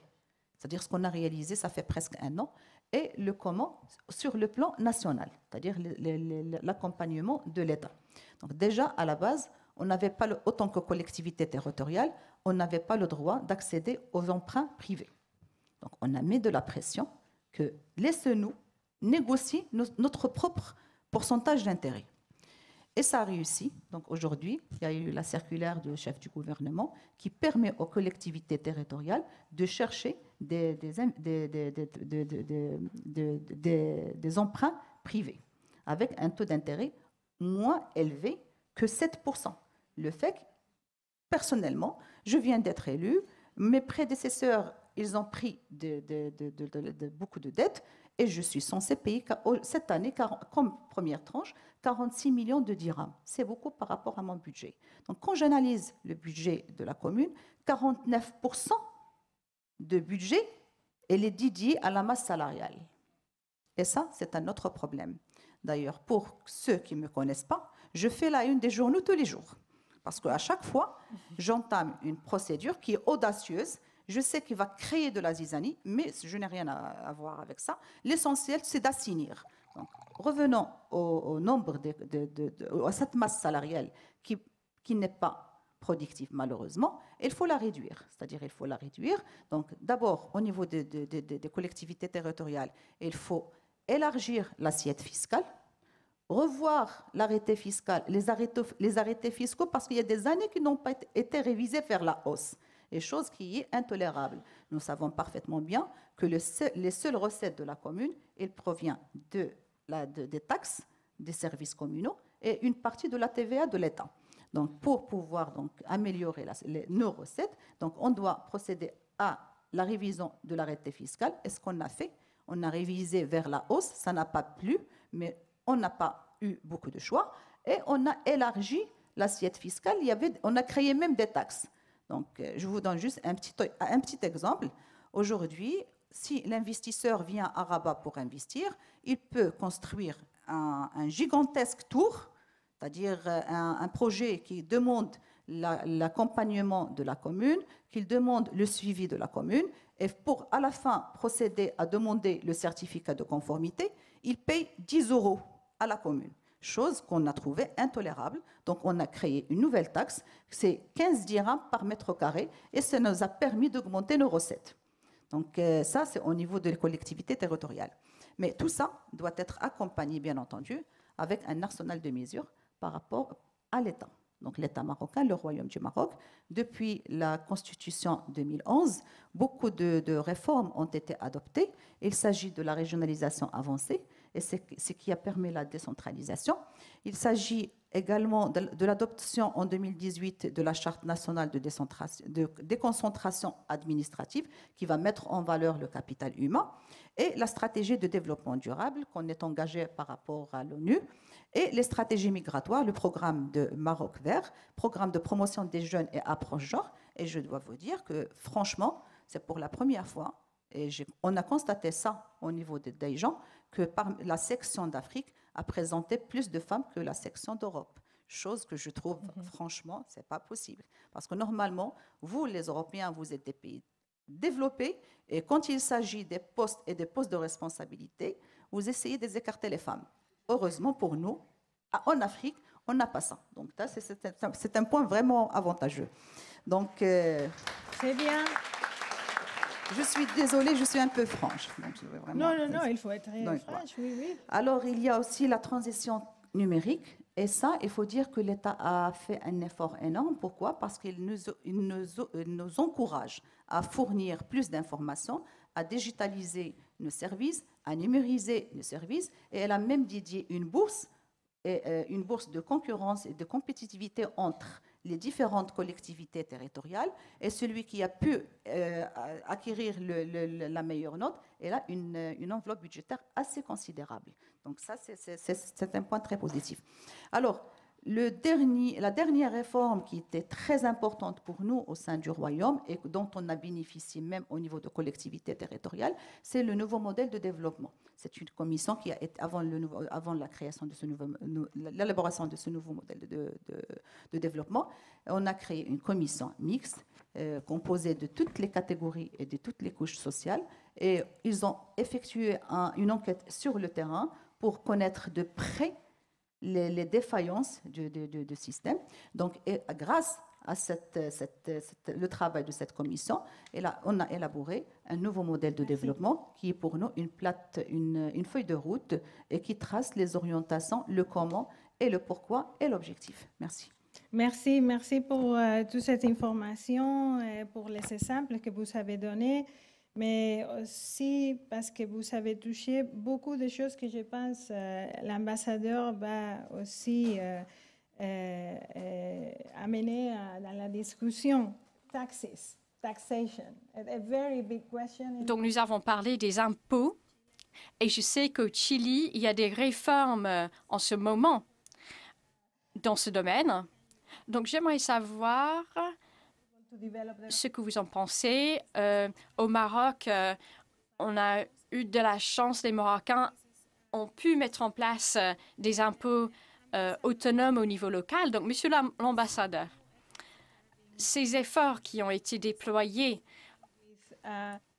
pour décentraliser et pour renforcer le niveau infranational, pour vous, quels sont les défis les plus importants et comment ces défis sont liés aux conclusions que nous avons évoquées grâce à notre recherche? Merci beaucoup, Emilia. Au Chili, nous discutons depuis des années de possibles réformes pour décentraliser, parce que nous sommes un pays très centralisé. Tout est basé à Santiago, notre ville capitale, et nos recettes sont créées pour la plupart par le gouvernement central. Donc nous avons un problème parce que les gouverneurs locaux souvent ne peuvent pas participer à la prise de décision. Et là, je ne parle pas seulement des recettes et des appropriations, mais également des dépenses publiques. Donc, ces collectivités territoriales n'ont pas de rôle politique pour décider des recettes publiques et des impôts. Donc, ceci est lié à cette question d'autonomie. Donc, il y a deux aspects. Il y a l'autonomie politique et l'autonomie économique. Il faut avoir ces deux aspects.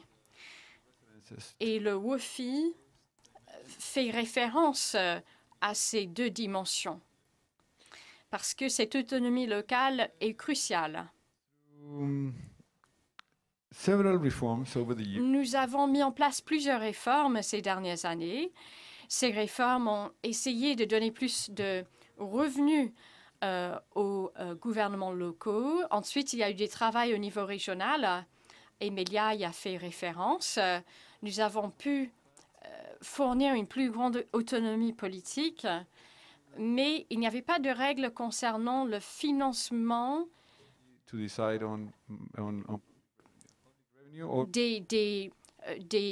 revenus locaux. Et nous avons vraiment souhaité que les gouvernements infranationaux aient un rôle politique plus important, un rôle de prise de décision plus important.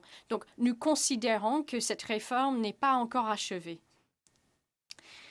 Au Chili, nous avons un débat constitutionnel qui a justement abordé ces trois dimensions que j'ai évoquées. Donc, j'ai eu la chance de participer en tant que conseiller lors de ces débats.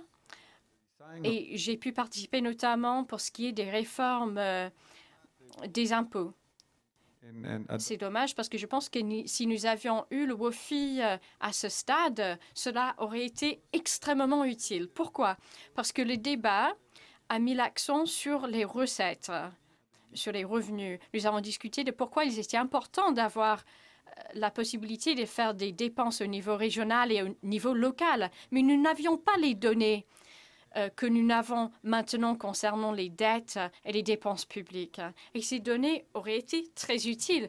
Donc, d'un point de vue des impôts et d'un point de vue de l'économie politique, il est important à la fois d'avoir le pouvoir imposer les citoyens, mais il était également important d'avoir un système pour gérer les dettes au niveau local et au niveau régional. Il faut également avoir des règles institutionnelles pour pouvoir expliquer comment are able to spend. Les gouvernements municipaux et régionaux peuvent dépenser, effectuer des dépenses. Donc, sans ces règles, il peut y avoir des problèmes à long terme Governments that may pour ce qui est des finances. in that sense, and not to take a lot of time. Donc, je ne veux pas parler pendant trop longtemps, mais je pense que le rapport, ou plutôt les conclusions du rapport, sont très importantes. Nous avons parlé de l'équilibre entre la responsabilité et les ressources. C'est un point primordial. Cela étant dit, ce qui est le plus important pour moi, et j'y ai pensé lorsque je lisais le rapport, est la façon dont les acteurs différents ont exprimé leurs besoins. Nous avons une leçon à tirer et elle concerne les appropriations Conclusion or that information that the work et la répartition des ressources, mais aussi la collaboration. Et le WOFI a mis l'accent là-dessus parce que nous voulons aller vers un système décentralisé. Et là, il faut beaucoup de collaboration, non seulement pour décider des revenus et de la répartition des ressources, mais également pour mettre en place des règles de solidarité. Si nous mettons l'accent uniquement sur le niveau local, il pourrait y avoir un problème. Par exemple, au Chili. revenue for Parfois, il peut être tentant de mettre l'accent sur des revenus pour des activités économiques qui sont profondément régionales. Nous pouvons mettre, par exemple, l'accent sur les ressources naturelles. Mais si nous n'avons pas de solidarité, si nous n'avons pas de règles claires pour la répartition, nous pouvons nous heurter à de vrais problèmes. Il pourrait y avoir des régions plus riches que d'autres, des communautés plus riches que d'autres, et cela aurait des conséquences négatives pour le pays. Donc, je pense qu'il faudrait en discuter. Merci beaucoup. Merci beaucoup à vous. Je me souviens qu'un membre de la délégation, par le passé, a discuté de cette question. Et je pense que les éléments que vous avez apportés sont très importants. Cette question de la solidarité est essentielle. Dans le rapport, nous avons justement parler d'un modèle plus asymétrique. Il est très difficile d'avoir des règles qui sont les mêmes pour tout le monde. Mais cette question de la solidarité est essentielle. Et une autre question que vous avez évoquée et dont j'aimerais que nous parlions est cette question d'un système financier défini certes au niveau national, mais qui prend en compte également l'accès à des financements internationaux. Parce qu'il nous faut une infrastructure particulière pour pouvoir faire face aux chocs de notre monde contemporain.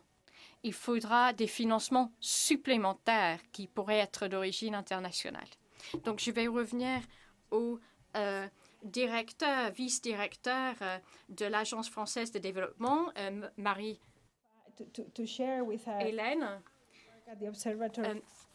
Marie-Hélène, vous avez partagé avec nous des informations sur comment l'Observatoire influence les investissements. Quelles sont vos perspectives? Les conclusions de cette édition nous donnent des informations sur plusieurs crises, mais nous n'avons pas pu parler de tous les effets de la guerre, notamment sur la chaîne alimentaire et sur les entreprises, par exemple. Donc, quelles sont vos perspectives? Plaidoyer en faveur de l'égalité entre les femmes et les hommes en Europe. On compte bien sur l'appui de nos consoeurs du Sud. There is backlash everywhere, my sister. Yes. En tout cas, sur effectivement, ce que ce qu'on retient en fait des conclusions du rapport, et vous l'avez bien dit, on a tous bien sûr insisté là-dessus, alors sans parler effectivement des nouvelles crises auxquelles nous sommes confrontés cette année, mais déjà ce qu'on a vu durant la pandémie, c'est effectivement le rôle essentiel des collectivités locales dans la fourniture des services publics essentiels. Vous l'avez dit, l'eau a continué à couler, l'électricité a fonctionné, les déchets à être ramassés. Et dans de nombreux pays, en fait, on a vu les collectivités locales mettre en place des dispositifs d'accompagnement des ménages et des acteurs privés, en complément, évidemment, des actions qui ont été entreprises au niveau central.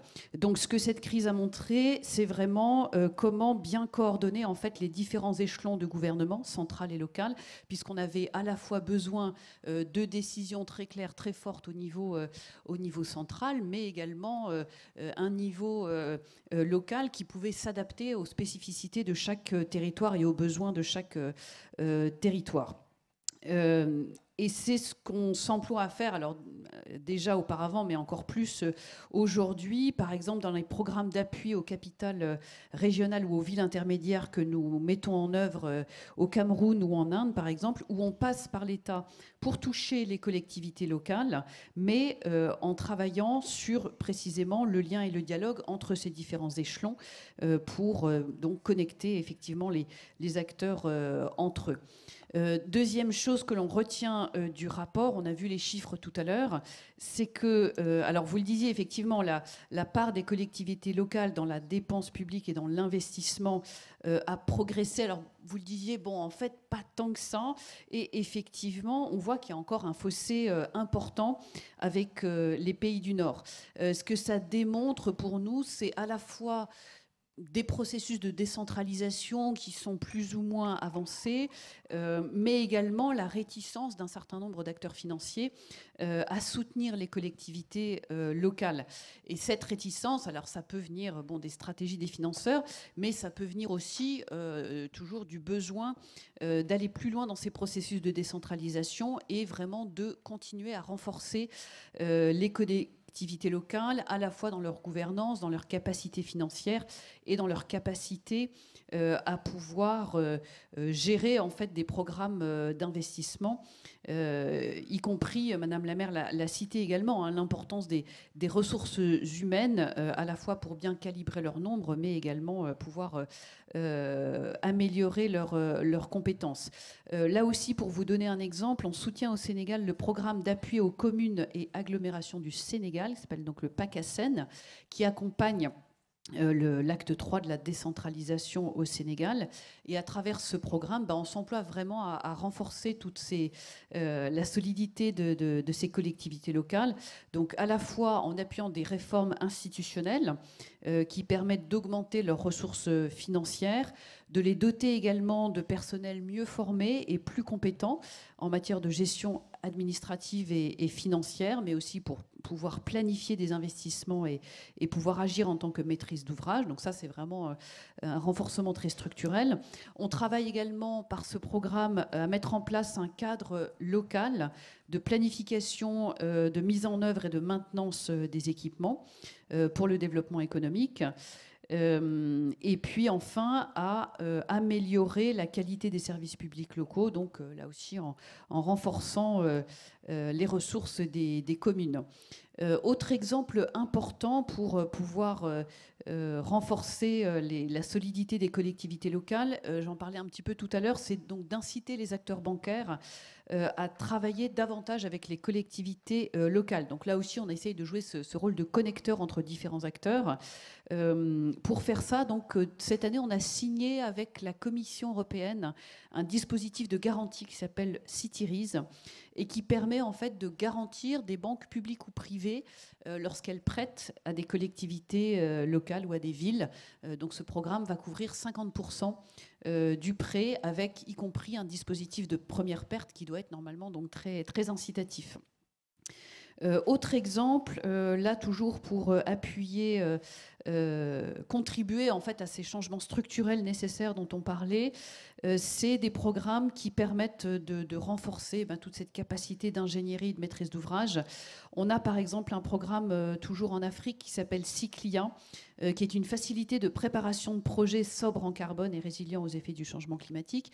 Ce programme a déjà accompagné 39 villes africaines et a permis le financement de projets d'infrastructures et de services urbains à hauteur d'à peu près 500 millions d'euros. Donc là encore, c'est des outils qui sont très ciblés, mais qui sont vraiment catalyseurs pour permettre le financement d'investissements plus importants.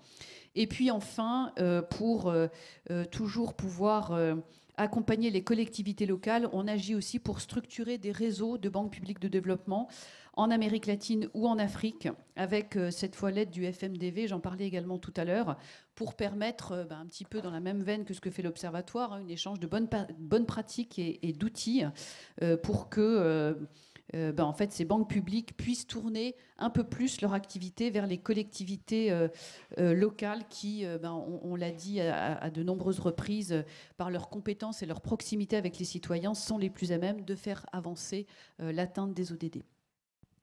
Thank you very much for these inputs. Merci beaucoup de ces informations. I am going to ask you to interview after David. Je vais demander The vision of the unions. à notre collègue ici dans la salle qui va nous donner des informations sur les syndicats de participer à cette discussion parce que je pense qu'il aura des perspectives importantes.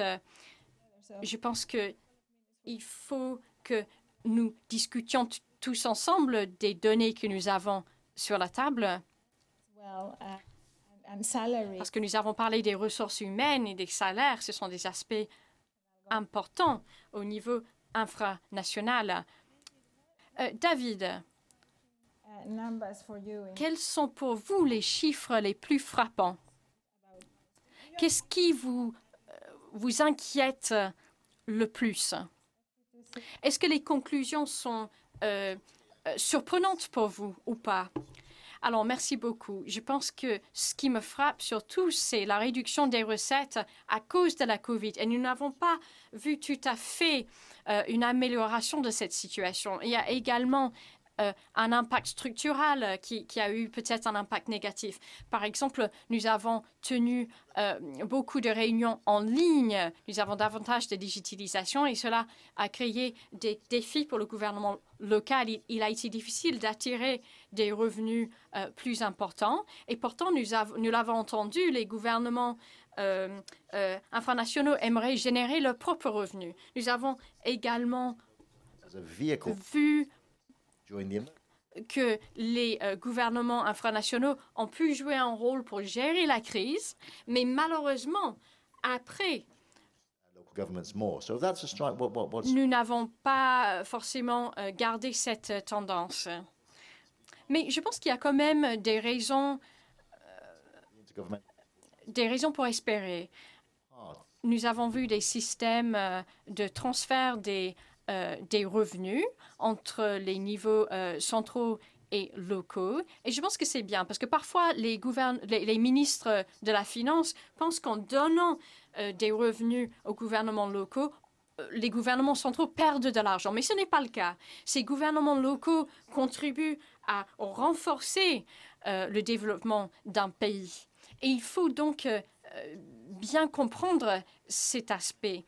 Je pense qu'il faudrait peut-être désagréger les revenus locaux pour ce qui est de la lutte contre le changement climatique. Il faudrait que les gouvernements locaux aient un rôle de leader dans ce sens. Nous avons actuellement un projet mené par 30 gouvernements locaux qui sont impliqués dans un projet pour s'adapter au changement climatique, mais nous aimerions que plus de gouvernements locaux soient impliqués dans ce projet. Ensuite, il y a la gestion des revenus. Et nous avons formé des gouvernements locaux dans la gestion des actifs parce que la gestion de ces actifs est très importante et peut être très utile pour financer les infrastructures et actuellement, ces revenus liés aux actifs ne sont pas forcément utilisés par les gouvernements locaux. Il faudrait également réformer davantage les marchés des capitaux locaux parce que ces marchés sont très utiles. Il n'y a pas de risque lié au taux de change. En Tanzanie, par exemple, nous avons finalement réussi à convaincre l'autorité de la bourse de permettre à l'autorité du gouvernement à émettre des obligations sur le marché d'échange liées aux infrastructures pour financer des travaux d'infrastructures à hauteur de 23 millions de dollars. Et c'est le type d'instrument qui doit se développer. Même chose en ce qui concerne les investissements. Il est tout à fait clair qu'une collectivité toute seule, avec son bilan, n'aura pas le poids nécessaire pour mobiliser des ressources et réaliser ces investissements. Par rapport au marché des capitaux nationaux, nous avons besoin d'instruments qui soient favorables aux collectivités territoriales. Et je connais par exemple, il y a un système qui utilise un outil tout à fait particulier. Ce ne sont pas des fonds propres. C'est un nouvel outil qui a été utilisé pour financer une infrastructure de tramway. Mais il faut nous assurer que ces outils sont favorables aux villes. Parce que le risque avec les marchés des capitaux, il s'agit de créer effectivement un pipeline de projets réalisables, mais il s'agit également d'avoir de pouvoir réaliser des investissements transformateurs, mais qui répondent véritablement aux analyses et à la réflexion aux besoins des autorités locales. C'est l'exemple que vous nous avez donné dans le cas du Maroc. Il me semble que ce type de processus, cette démarche, doit se développer. Lorsque l'on parle de financer l'agenda du développement, de passer il ne s'agit pas d'aller vers un financement prédatoire, il s'agit véritablement de trouver des moyens durables, des moyens de financement durables qui soient favorables, qui respectent les villes. Et je crois que une des raisons qui expliquent le retard pris, ce sont les règles du FMI en ce qui concerne les finances publiques. D'après le manuel du FMI, toutes les dettes, y compris les dettes détenues par des collectivités territoriales, sont comptabilisées comme dettes endettement national. C'est la raison pour laquelle le FMI est très réticent. Et je crois qu'il faut regarder ce que fait la Suède, par exemple. Ils ont décidé d'utiliser leur bilan national, leur balance des paiements, pardon, pour garantir les paiements et affaiblir les risques de défaillance sur la dette souveraine. À Bruxelles, l'Union européenne a également mis en place un fonds de réserve, de garantie avec une fenêtre ouverte et nous espérons pouvoir d'ailleurs utiliser cette fenêtre. Lorsque l'on commence à utiliser ce type de mécanisme, il devient beaucoup plus facile pour les autorités locales de promouvoir et d'intensifier les investissements bons pour les villes. Et je crois qu'il y a effectivement beaucoup à faire et je crois que nous sommes sur la bonne voie. Je pense que les crises auxquelles nous sommes confrontés, la guerre, les crises du choc d'énergie, mais je parle même à long terme à la crise climatique, il est absolument indispensable que les gens se rendent compte que les investissements doivent être pensés dans le long terme. C'est la seule solution. Merci beaucoup, David. Je crois qu'effectivement, nous avons entendu des éléments très importants. Lorsque la guerre a éclaté, nous savions déjà que la question climatique, le dérèglement climatique était là et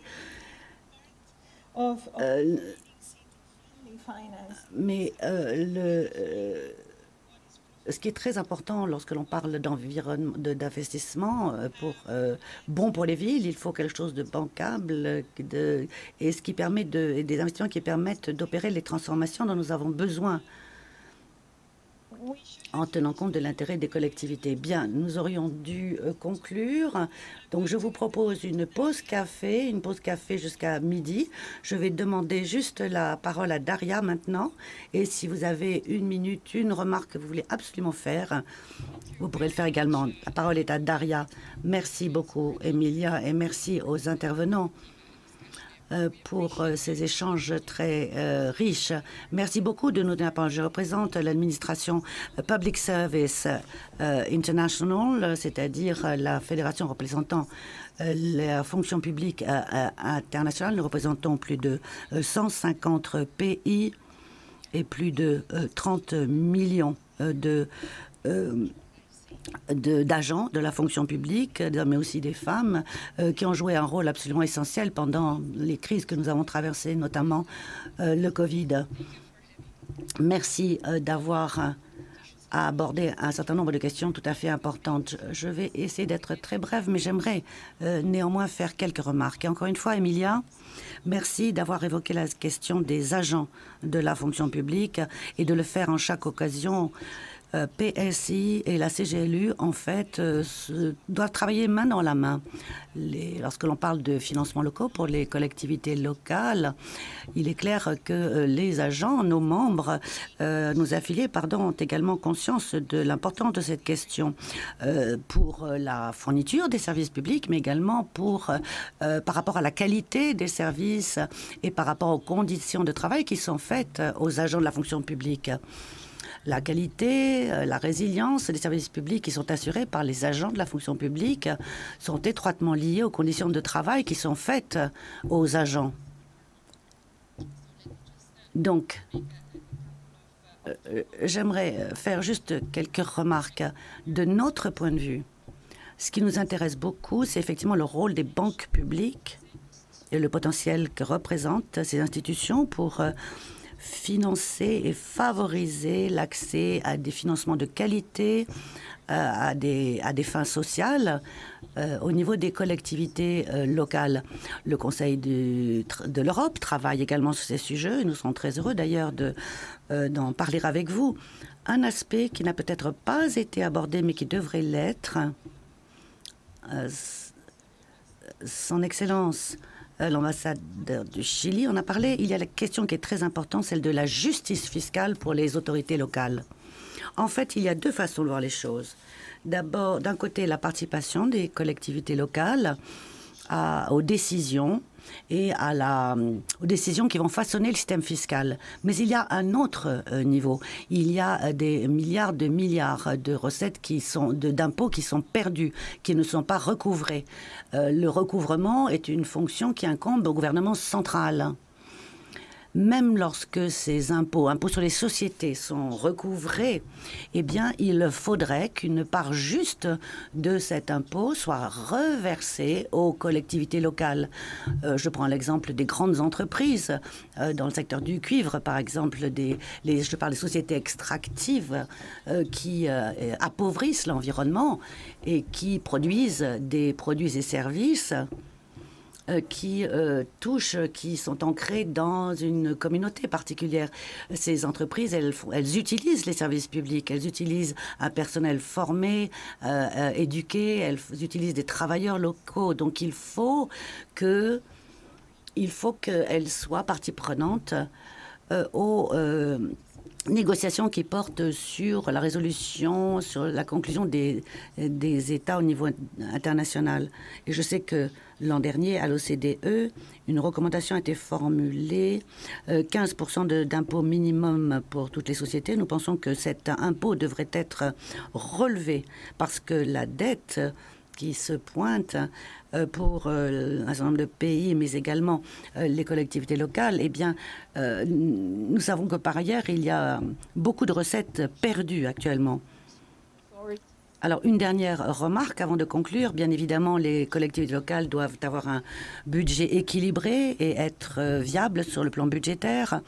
Mais nous insistons sur le fait que les villes ne sont pas des sociétés, ce ne sont pas des entreprises à but lucratif. Donc, nous devons tous ensemble réfléchir aux moyens de d'appréhender les budgets des villes dans des conditions différentes, des modalités différentes de ce que nous faisons pour les entreprises privées.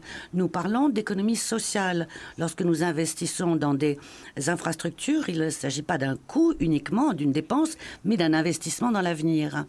Et il est très important, effectivement, d'investir dans des infrastructures, écoles, ponts, systèmes routiers, parcs de stationnement, très bien. Mais s'il n'y a personne pour exploiter les infrastructures et pour fournir les services sur le terrain, eh bien, ces infrastructures ne servent à rien. Donc, il faudrait des dispositions justes dans les contrats pour associer les agents de l'administration publique afin d'investir et d'éviter à vos régions, à vos territoires, la désertification. Merci encore de votre attention. Merci de ce rapport extrêmement utile et riche. Merci, Daria. Des applaudissements tout à fait mérités. Regardez autour de vous. De nombreuses régions d'Europe, y compris de nombreuses régions du monde, y compris l'Europe, ont du mal à recruter. Par exemple, à l'aéroport de Schiphol, aux Pays-Bas, vous pouvez attendre pendant des heures parce que l'aéroport manque de personnel pour s'occuper des bagages, pour remplir un certain nombre de fonctions. Cela s'applique à toutes sortes d'emplois, y compris des emplois très qualifiés. Donc, effectivement, dans le pacte pour l'avenir que nous avons adopté à Beijing, eh bien, il faut effectivement, l'importance de promouvoir une qualité de la ville essentielle et juste, mais avec des mesures différentes de celles du PIB. Il n'y a pas que le PIB. Et je crois que c'est vraiment quelque chose auquel nous devons tous réfléchir ensemble. Gouverneur, une toute dernière remarque. Alors, nous venons d'avoir une discussion très riche et je vous remercie parce que j'ai beaucoup appris avec vous. Et ce qui est certain, ce qui en ressort, c'est que le WOFI est un formidable instrument. Un formidable instrument qui pourrait être utilisé plus encore. Je crois que c'est peut-être ce qui ressort le plus des échanges que nous venons d'avoir. Il pourrait être davantage utilisé à des fins d'échange, il pourrait être utilisé comme plateforme, comme métrique de comparaison. Il devrait être utilisé également, encore une fois, pour échanger des expériences et pour transformer et appuyer et promouvoir la contribution réelle, cruciale que peuvent apporter les collectivités locales face aux défis qui nous attendent, dont le plus effrayant, le plus terrifiant, le changement climatique. Merci. Est-ce que vous souhaitez ajouter quelque chose? Oui. Monsieur l'ambassadeur, remarque très rapide. Je voudrais vous remercier tous à nouveau. Je crois que le WOFI, effectivement, nous offre une occasion extraordinaire aujourd'hui, puisqu'il permet de réunir tous les acteurs en vue de discuter, de parler sur la base des mêmes données, ces données qui nous fournissent une grammaire commune. Nous avons des situations, des contextes tout à fait spécifiques, mais au moins nous avons une grammaire commune grâce au WOFI. Et puis, j'aimerais faire quelques remarques, peut-être pour la prochaine édition, et je rebondis sur ce qu'a dit David ainsi que sur les remarques de Nadia. Nadia? Non, pardon, excusez-moi, reprend l'intervenant. Daria? Rebondissant, donc, je pense que pour la prochaine édition, j'aimerais peut-être que nous ayons des informations sur le niveau d'endettement au niveau local. En particulier parce que cela peut avoir un impact important au niveau macroéconomique. Je crois que ce que David a dit à cet égard est important et qu'il faudrait poursuivre les recherches, les études. La concurrence également. La concurrence fiscale est important de mesurer ce phénomène. Aux États-Unis, par exemple, nous connaissons maintenant les effets du Delaware, du dispositif. Pour d'autres pays, ce type d'information pourrait être tout à fait précieux également. Et puis enfin, il est très utile de disposer de ces données objective et peut-être peut-être nous faudrait-il des nouvelles informations.